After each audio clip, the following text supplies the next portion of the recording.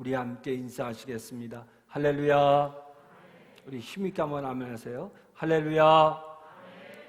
오늘도 거룩한 주일, 주의 전에 나오신 이 사랑하는 성도들에게 하나님의 크신 은혜가 함께 하시기를 바랍니다. 여러분들 가운데 아마 쿼바디스라는 그러한 영화를 보신 분들이 있을 거예요. 또 여러분들 가운데 쿠오바디스라는 그러한 책 소설을 읽으신 분도 있을 겁니다. 그 내용은 이런 거죠. 로마 네로 황제 때 박해가 절정에 달하자 로마 시내에 머물고 있던 교회 지도자였던 베드로까지 생명의 위협을 받게 되었습니다. 그때 베드로를 존경하고 사랑하는 성도들이 베드로 앞에 와서 눈물을 흘리며 간청하기를 사도께서는 어서 속히 로마를 피해 탈출하십시오라고 권면합니다. 그러면서 말하기 우리는 죽어도 괜찮지만 베드로 사도께서 돌아가시기라도 한다면 로마 교회가 완전히 흩어지고 마니까 제발 먼저 피하시라고 간곡히 당부를 합니다. 성도들이 그렇게 눈물로 당부를 하자 베드로도 환난이 지날 때까지 당분간 몸을 피하기로 하고 로마를 탈출하게 됩니다. 그래서 사도 베드로가 부지런히 로마를 탈출하여 길을 가고 있는데 어느새 날이 밝아서 태양이 떠오르기 시작했습니다. 그래서 베드로가 떠오르는 태양을 이렇게 바라보는데 그 태양 속에서 예수님의 환상을 보게 되었습니다. 그 순간 그 태양 속에 있는 예수님의 환상을 바라본 베드로는 무릎을 꿇고 엎드렸습니다. 그때 베드로는 주님을 향해서 이렇게 묻습니다. 주님 어디로 가시나이까? 오늘 본문에 나오는 그런 말씀입니다. 주여 어디로 가시나이까? 이 말이 라틴어로 쿠오 바디스 도미노입니다. 도미네, 쿠오 바디스 도미네 이렇게 주여 어디로 가십니까? 라고 물었습니다. 그러자 그때 예수님께서 이렇게 대답하셨습니다. 내가 나의 백성을 버리고 나왔으니 내가 가서 그들을 위해 한 번 더 십자가에 못 박혀 죽으려고 한다. 이 말에 베드로는 커다란 충격을 받았고 고개를 떨군 채 그 자리에서 일어나지 못했습니다. 오랜 시간 침묵 속에 앉아있던 베드로는 드디어 결심이 선 듯 몸을 일으켜 세웠고 자기가 돌아왔던 길로 다시 발걸음을 돌려서 걸어갔습니다. 그러면서 사도 베드로는 마음속으로 이런 다짐을 합니다. 예수님이 그곳으로 가신다는데 나도 그곳에 따라가야지 하면서 베드로가 로마로 다시금 돌아갑니다. 로마로 돌아간 베드로는 결국 십자가형을 받게 되었습니다. 그는 자기와 같은 죄인이 감히 스승이신 예수님처럼 십자가에 똑같이 똑바로 박힌다는 것이 용납할 수 없었습니다. 그래서 로마 군사들에게 부탁하기를 나는 십자가에 거꾸로 못 박아 달라고 부탁을 했습니다. 그래서 사도 베드로는 십자가에 똑바로 박힌 것이 아니라 거꾸로 몸이 바뀌어서 순교하게 되었다고 합니다. 물론 이러한 내용은 성경에 있는 내용은 아닙니다. 전해져 내려오는 교회의 전설입니다. 그리고 소설에 나오는 여러 가지 이야기일 것입니다. 그러나 분명한 것은 베드로가 로마로 돌아가서 주님을 따르려고 했다가 십자가에서 순교했다는 것은 모든 기독교 역사가들이 인정하는 사실입니다. 저는 오늘 본문을 읽을 때마다 쿠오바디스에 나오는 내용을 떠올리게 됩니다. 여러분 오늘 33절 한번 다 같이 읽어보실까요? 33절입니다. 33절을 천천히 읽습니다.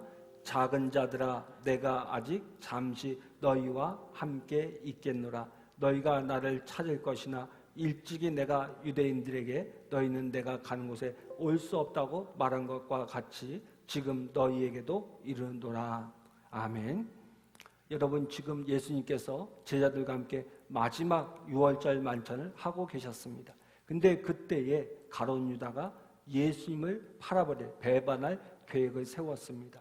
그러자 예수님께서 가룟 유다에게 간곡하게 경고했습니다. 그러나 가룟 유다는 예수님의 경고의 말씀을 들었지만 그의 생각을 돌이키지 않고 예수님을 팔아보기로 작심을 하고 함께 식사를 나누던 자리를 박차고 나갔습니다. 그때에 오늘 예수님께서 제자들에게 들려주신 말씀이 바로 33절의 말씀입니다.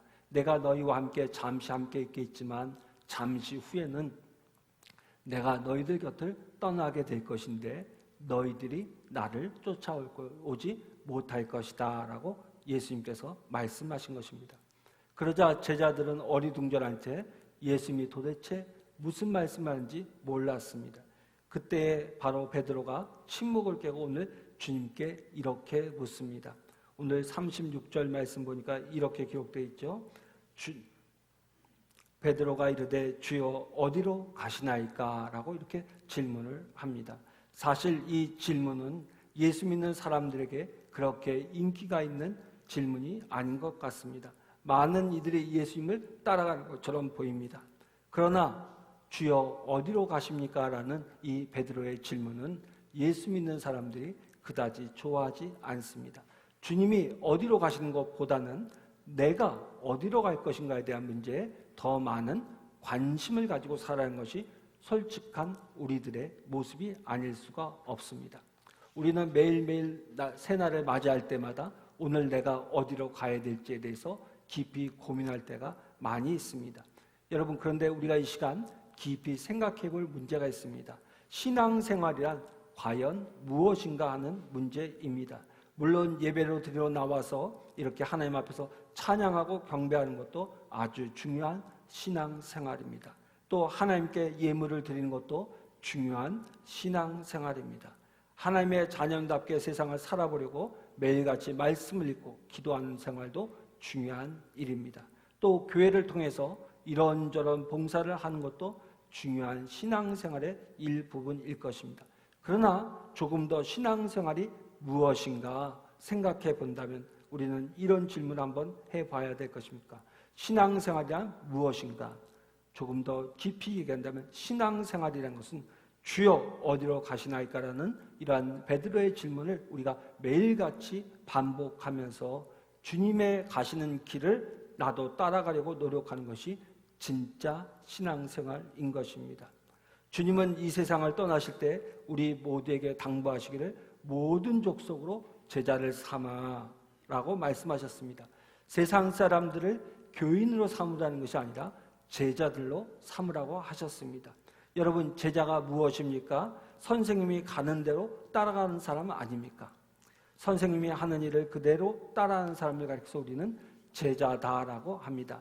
모든 면에서 선생님을 따르며 심지어 선생이 죽는 곳에서 자신도 죽겠다고 하는 것이 제자입니다. 예수님은 우리 모두가 예수님의 그러한 제자가 되시기를 원하셨습니다. 그러므로 신앙생활이라는 것은 예수님을 따라가는 것입니다. 우리는 날마다 오늘 베드로처럼 주여 어디로 가시나이까? 라고 물으면서 주님이 걸어가신 길을 저도 걷게 하옵소라고 간절히 기도하면서 살아가야 옳습니다. 그렇다면 우리가 예수님을 따라야 할 이유가 무엇입니까? 그 첫 번째 이유는 구원을 받기 위해서입니다. 한 번 더 합니다.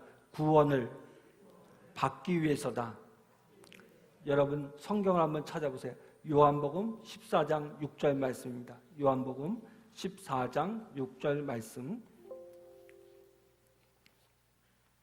요한복음 14장 6절 말씀 다 함께 천천히 봉독합니다. 예수께서 이르시되 내가 곧 길이요 진리요 생명이니 나로 말미암지 않고는 아버지께로 올 자가 없느니라. 구원을 받기 원하십니까? 예수님밖에 없습니다. 예수님만이 나의 생명이고 나의 길임을 믿어야 할 줄로 믿습니다. 예수님만이 우리에게 구원의 길을 가르쳐 줄 수 있는 유일한 진리이심을 여러분들이 믿어야 할 것입니다. 그러므로 우리가 예수를 믿을 때 온전한 구원을 받을 수 있습니다. 예수님 외에는 그 어떤 것으로도 구원을 받을 수 없습니다. 그래서 우리는 예수님의 제자가 되어서 예수님의 길을 따라가야 하는 것입니다. 우리가 또 예수님을 따라야 하는 중요한 두 번째 이유가 있습니다. 한번 따라해 보십니다. 하나님의 뜻을 이루어드리기 위해서 우리가 예수님의 길을 따라가야 되는 두 번째 중요한 이유는 하나님의 뜻을 이루어드리기 위해서입니다. 하나님의 뜻이 무엇입니까? 하나님의 뜻은 세상을 구원하는 것입니다. 예수님께서는 겟세마네 동산에서 땀방울이 핏방울이 되도록 간절히 하나님 앞에 기도했습니다. 뭐라고 기도했습니까? 아버지여 내 뜻대로 마옵시고 아버지의 뜻대로 하옵소서.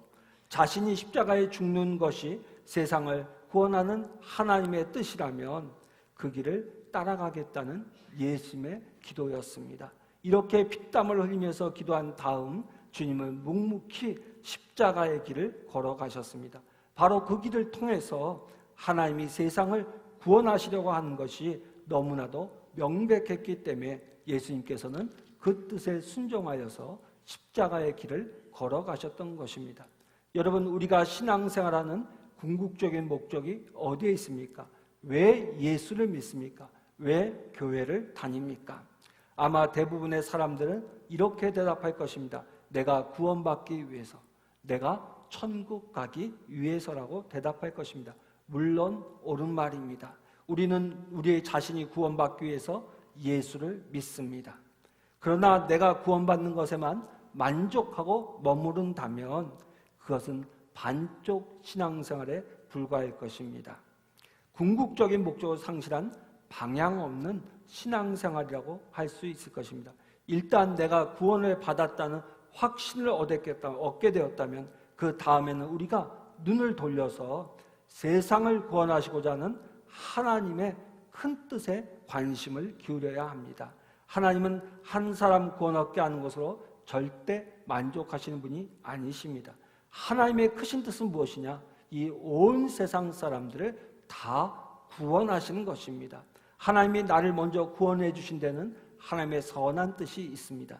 그것은 바로 저와 여러분들을 통해서 우리의 이웃과 우리 주변에 있는 사람들이 하나님 앞으로 돌아오게 함으로써 세상의 구원이 이루어지게 하기 위해서 다른 사람들보다 먼저 우리로 하여금 예수 믿고 구원받게 하신 줄로 믿습니다. 사랑하는 성도 여러분, 그러므로 저와 여러분들은 눈을 하나님의 큰 뜻에 돌려야 합니다. 그리고 하나님이 우리 나와 같은 것을 구원해 주신 것에 감사하면서 이제부터 내가 해야 할 일이 무엇입니까? 라고 하나님 앞에 물으면서 세상을 구원하고자 하시는 하나님의 뜻에 순종하는 저와 여러분이 되어야 할 줄로 믿습니다. 무엇이든지 명령하옵소서 내가 순종하겠나이다. 하나님이 내게 희생을 요구하시면 작은 것이라도 주님의 제전에 올려놓기를 원합니다 라고 고백하면서 하나님의 뜻을 따라서 하나님의 인도하심을 따라 살아가는 것이 바로 온전한 신앙인의 모습인 것입니다. 그러나 안타깝게도 오늘 교회 안에는 자기가 구원을 받고 자기가 천국에서 영광을 누리는 것에만 관심을 가지고 있으면서 세상에 대해서, 세상의 구원에 대해서는 무관심한 사람들이 너무나도 많이 있습니다. 어떤 사람은 조금 관심을 보이는 것으로 자기의 미지근한 자세를 감추려는 사람들도 있습니다. 교회 안에 이런 교인들이 많아질수록 우리 기독교의 정신은 점점 희박해지는 것입니다. 자기만 아는 신앙생활, 이것은 천박한 신앙생활이 될 수밖에 없습니다. 자기만 알고 자기만 구원받으면 된다는 생각은 옳지가 않습니다. 여러분, 오늘 저와 여러분들은 하나님의 뜻이 무엇인지를 더 생각하면서 하나님을 기쁘시게 드릴 수 있는 믿음의 사람들이 되어야 될 줄로 믿습니다. 물론 상처 입은 사람에게는 위로가 필요하고요. 또한 잃어버린 사람들에게는 격려가 필요합니다. 그러나 이것이 다가 아니라 그런 일들이 있은 이후에는 그 다음에는 우리가 하나님의 뜻을 위해서 하나님의 영광을 위해서 무엇을 할 것인가를 진지하게 물어봐야 되고 그 일에 헌신할 때에 저와 여러분들이 세상 가운데서 빛과 소금의 역할을 감당하게 될 줄로 믿습니다. 여러분, 오늘 한국교회가 왜 이렇게 되었다고 생각하십니까? 하나님의 뜻은 안중에도 두지 않고 날마다 자기중심적인 생각에 사로잡혀서 위로나 받으려고 복이나 받으려고 하는 그러한 천박한 신앙생활을 하다 보니까 이런 어려운 때를 맞이하였을 때 세상 사람들의 비난과 손가락질을 받는 교회가 되고 만 것이 아닌가, 그런 생각을 해보게 됩니다. 그런데 오늘 우리는 본문에서 놀라운 사실을 하나 발견하게 됩니다. 주여 어디로 가시나이까라고 묻는 베드로에게 예수님께서 뜻밖의 말씀을 하십니다. 우리 36절 말씀 우리 다 한번 천천히 봉독하겠습니다. 시몬 베드로가 이르되 주여 어디로 가시나이까? 예수께서 대답하시되 내가 가는 곳에 내가 지금은 따라올 수 없으나 후에는 따라오리라. 지금 베드로가 주님이 가시는 길을 따라 나서려고 했습니다. 그래서 묻습니다. 예수님 어디로 가십니까? 그러자 예수님 말씀하시기는 내가 지금은 나를 따라올 수 없고 후에나 나를 따라올 수 있을 것이다 라고 예수님이 대답하셨습니다. 지금은 따라올 수 없다라고 말씀하십니다. 지금 예수님을 따라가겠다는 자세를 가지고 질문했던 베드로가 얼마나 놀라고 당황했을까 한번 상상해 보십시오. 왜 주님은 이런 말씀을 하면서 베드로의 길을 꺾어 놓으셨을까요? 세상을 구원하시려는 하나님의 뜻에 순종하고 그것을 위해 희생하기 위해서는 반드시 갖추어야 할 중요한 요건이 하나 있었기 때문입니다. 아직 베드로가 그 요건을 갖추지 못했기 때문에 예수님께서 이런 말씀을 하고 있는 것입니다. 우리 37절 말씀을 다 함께 천천히 봉독하겠습니다. 베드로가 이르되 주여 내가 지금 어찌하여 따라갈 수 없나이까? 주를 위하여 내 목숨을 버리겠나이다. 베드로다운 답을 하고 있습니다. 지금 예수님께서 지금은 따라올 수 없지만 후에는 나를 따라올 수 있을 것이라고 말하자 베드로가 이렇게 얘기합니다. 내가 왜 지금 따라갈 수 없습니까? 저는 주님을 위해서라면 목숨까지도 버리겠습니다 라고 다시 한번 베드로가 예수님께 강청을 합니다. 여러분, 예수님이 보실 때 베드로에게는 한 가지 부족한 것이 있었습니다. 아직 주님의 길을 따라오기에는 부족한 것이 하나 있었는데 그것은 바로 베드로가 아직 자아가 살아있었다는 것입니다. 여러분, 그가 얼마나 자신감에 불타있는지를 오늘 37절에서 볼 수 있습니다. 베드로는 예수님 앞에 말이죠. 제가 주님을 따라가겠습니다. 제 목숨이라도 주님을 위해서 내놓겠다고 아주 의기양양하게 예수님께 얘기하고 있습니다. 이 모습 속에서 우리는 베드로가 아직도 자신만만하고 자아가 살아있음을 엿볼 수가 있습니다. 마태복음 26장 33절을 보게 되면 이런 말씀이 있습니다. 다 주를 버릴지라도 나는 언제든지 버리지 않겠나이다. 이것이 베드로의 고백이었습니다. 다른 제자들이 예수님을 다 버린다 할지라도 자기만은 끝까지 예수님을 따라갈 것이라고 호언장담한 사람이 바로 베드로였습니다. 인간적으로 볼 때 베드로의 태도는 참 감동적이고 칭찬할 만한 모습이랍니다. 그러나 주님이 보시기에는 아직 주님을 따르기에는 부족함이 많은 사람이었습니다. 자아가 살아서 자신만만하고 펄펄 뛰는 그 베드로는 예수님을 따르기에는 아직 부족함이 많았습니다. 그래서 예수님은 그의 실패를 이미 예견하시고 말씀하십니다. 38절 말씀을 다 함께 천천히 봉독하겠습니다. 38절입니다. 예수께서 대답하시되 내가 나를 위하여 내 목숨을 버리겠느냐? 내가 진실로 진실로 내게 이르노니 닭 울기 전에 내가 3번 나를 부인하리라. 무슨 말씀입니까? 지금 예수님의 길을 따르겠다는 베드로에게 지금은 나를 따라올 수 없어. 나중에 따라올 수 있단다 라고 얘기하니까 베드로가 내 목숨을 버리는 한이 있어도 주님을 따르겠습니다 라고 오늘 베드로가 이야기하자 예수님이 베드로에게 말씀하시기를 내가 나를 위하여 내 목숨을 버리겠다고 그런 말 하지 마. 내가 정말로 진실로 미리 예언하나 하는데 내가 나를 모른다고 3번이나 부인하게 될 거야. 그런 일이 있은 다음에야 비로소 나를 따라올 수 있단다 라고 오늘 예수님이 말씀하고 있는 것입니다. 여러분, 실제로 베드로는 우리가 잘 알고 있는 것처럼 예수님이 십자가에 못 박히러 끌려간 순간 그는 예수님을 한 번도 아니고 3번이나 부인하는 그러한 잘못을 범하고 말았습니다. 여러분 한번 생각해 보십시오. 권투 선수들이 권투할 때 한 번 시합을 하다 한 방 맞고 다운이 되면 그래도 우리는 마음속으로 어떻습니까? 저 사람이 일어나서 재기할 수 있을 거야 라는 생각을 갖게 됩니다. 그런데 그 선수가 또 한 번 주먹을 맞고 또 다운, 2번째 다운이 되면 이 게임이 좀 힘들지 않을까 하는 의심이 들기 시작합니다.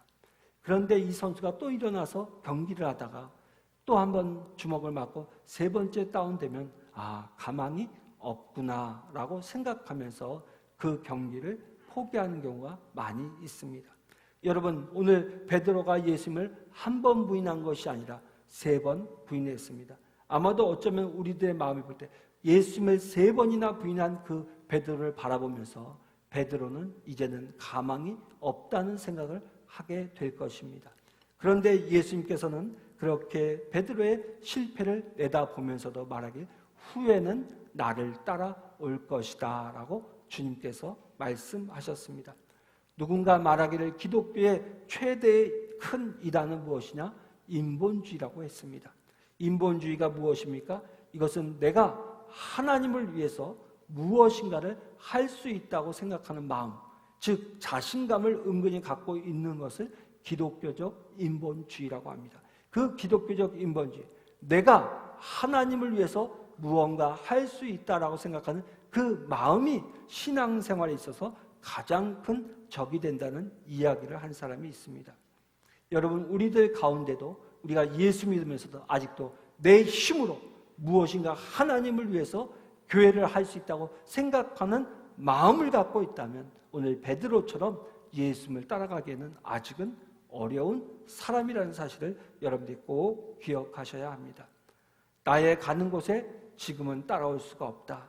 자아가 살아서 펄펄 뛰고 있는 사람은 절대로 주님의 십자가의 길, 하나님의 뜻을 이루어 드릴 수 있는 그 희생의 길을 걸을 수 없다라고 예수님은 말씀하고 있습니다. 여러분, 갈라디아서 2장 20절 말씀 보면 이런 말씀이 있습니다.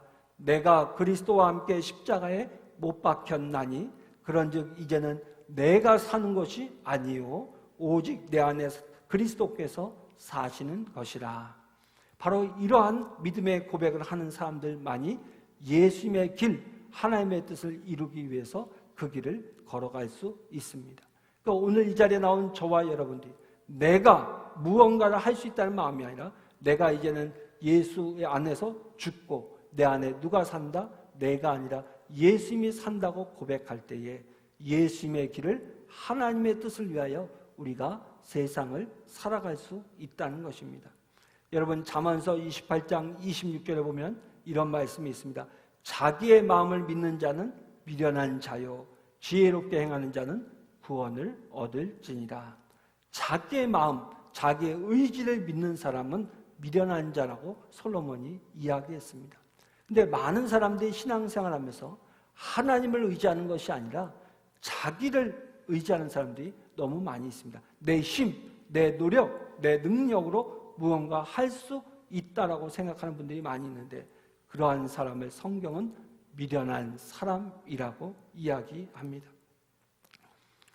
자기를 믿는 것이 아니라 하나님을 믿는 것, 하나님을 의지하는 사람만이 예수님의 길, 십자가의 길을 따라갈 수 있다고 성경은 가르쳐주고 있습니다. 그러면서 사도 바울은 이런 결론을 내립니다. 선줄로 생각하는 자는 넘어질까 조심하라. 우리 믿음의 사람들은요, 예수 믿고 예수님의 길을 따라가면서 항상 기억해야 되는 건 뭐냐? 내가 선줄로 생각할 때마다 넘어질까 항상 조심해야 된다는 거예요. 내 힘만으로는 예수님을 따라갈 수 없다. 내 힘으로 하나님을 영광을 드러낼 수 없다. 나는 오직 누구의 은혜로? 하나님의 은혜로, 하나님의 은혜 가운데서 이 신앙생활을 하고 있고 주님의 길을 따라갈 수 있고 하나님의 뜻을 이루어 드릴 수 있는 믿음의 사람이 될 수 있다라는 고백을 할 때 저와 여러분들이 신실한 믿음의 사람이 될 줄로 믿습니다. 사랑하는 성도 여러분, 오늘 예수님께서 베드로에게 말씀했어요. 지금은 나를 따라올 수 없지만 후에는 따라올 수 있다. 지금이 언제입니까? 베드로가 아직 자신만만하고 자아가 살아있을 때, 그때는 나를 따라올 수 없지만 후에는 나를 따라올 수 있다고 말씀하셨는데 그 후에는 이라는 말이 가리키는 시간이 얼마나 긴지는 우리가 생각할 수가 없습니다. 사랑하는 성도 여러분, 오늘 베드로가 지금 따라가지 못한 것은 자아가 살아있기 때문입니다. 그런데 후에는 따라갈 수 있다고 말씀하십니다. 일이 어떻게 가능했습니까? 예수님께서 산산이 조각이 난 베드로를 찾아오시고 그의 손을 붙잡아 주셨기 때문에, 주님께서 베드로를 향하여 나를 따르라고 다시 한번 말씀해 주셨기 때문에 세상으로 돌아갔던 베드로가 예수님의 십자가의 길을 따라갈 수 있는 사도가 되었습니다. 사랑하는 성도 여러분, 오늘 이 자리에 나온 여러분들 중에 예수님을 따르고자 하는 마음이 있으십니까? 근데 아직도 내 자아가 있고 내 힘으로 무엇인가 주님을 따라갈 수 있다고 생각하신 여러분들은 주님을 따를 수가 없습니다. 오늘 베드로처럼 자아가 다 깨지고 예수님께서 은혜로 우리의 손을 붙잡아 주실 때 주의 길을 따라가게 될 줄로 믿습니다. 사랑하는 성도 여러분, 오늘 이 아침 저는 여러분에게 이런 말씀을 드리고 싶습니다. 진정한 신앙생활이란 무엇이냐? 진정한 신앙생활이라는 것은 예수님의 길을 따라가는 것이다. 예수님의 길을 따라가기 위해서는 어떻게 해야 되냐? 주님께서 어디로 가시는지, 우리가 어느 길을 따라가야 되는지 날마다 묻는 삶을 살아야 한다. 그러면서 주님의 길을 물으면서 우리가 날마다 한 걸음 한 걸음 주님을 따라갈 때에 저와 여러분들이 하나님 앞에서 온전한 믿음의 사람이 될 수 있습니다.